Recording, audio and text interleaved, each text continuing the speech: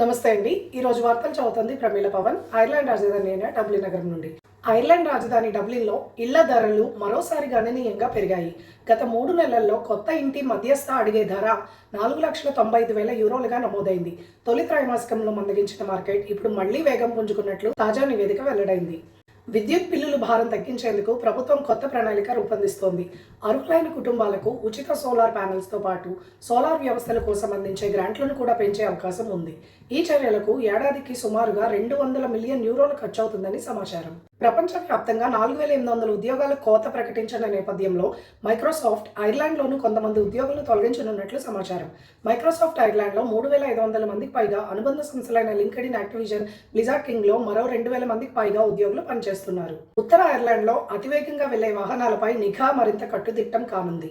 1 kilometre దూరం నుంచే వేగాన్ని గుర్తించే 3 కొత్త TrueCam 2 మొబైల్ కెమెరాలను PSNI వచ్చే 3 నెలల్లో వినియోగంలోకి తీసుకురానుంది. యూరోపియన్ యూనియన్ ETIAS ప్రయాణ అనుమతి వ్యవస్థ అమలు వచ్చే ఏడాదికి వాయిదా పడే అవకాశం ఉంది. సాంకేతిక సమస్యల కారణంగా ఈ నిర్ణయం తీసుకునే దిశగా అధికారులు చర్చలు జరుపుతున్నారు. ఐర్లాండ్లో నిరుద్యోగ రేటు జూన్లో 5% పెరిగింది. నిరుద్యోగుల సంఖ్య 1,45,000 దాటగా యువతలో నిరుద్యోగం కూడా పెరిగినట్లు CSO తాజా గణాంకాలు వెల్లడించాయి.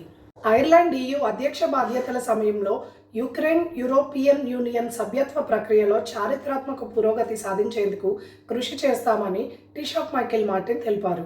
రష్యాపై మరింత కఠిన ఆంక్షలు కూడా మద్దతు ప్రకటించారు. ఐర్లాండ్లో ఎలక్ట్రిక్ వాహనాల కోసం ఇంటి వద్ద ఛార్జింగ్ సదుపాయాలు ప్రస్తుత అవసరాలకు సరిపోతున్నాయా అనే అంశంపై చర్చ కొనసాగుతుంది. ఈ రంగంలో మరిన్ని పెట్టుబడులు, మెరుగైన మౌలిక సదుపాయాలు అవసరమని నిపుణులు సూచిస్తున్నారు. ఐర్లాండ్లో డేటా సెంటర్ల విద్యుత్ వినియోగం భారీగా పెరుగుతోంది. తాజా గణాంకాల ప్రకారం దేశంలో వినియోగించే మొత్తం విద్యుత్తులో 23% డేటా సెంటర్లు వినియోగిస్తున్నాయి. ఇదే ధోరణి కొనసాగితే త్వరలోనే ఐర్లాండ్లో అన్ని ఇళ్ల కంటే డేటా సెంటర్లు ఎక్కువ విద్యుత్ వినియోగించే పరిస్థితి రావచ్చని నిపుణులు హెచ్చరిస్తున్నారు. ఇవి ఈ రోజు వార్తలు. తిరిగి రేపు మళ్ళీ కలుద్దాం. నమస్తే.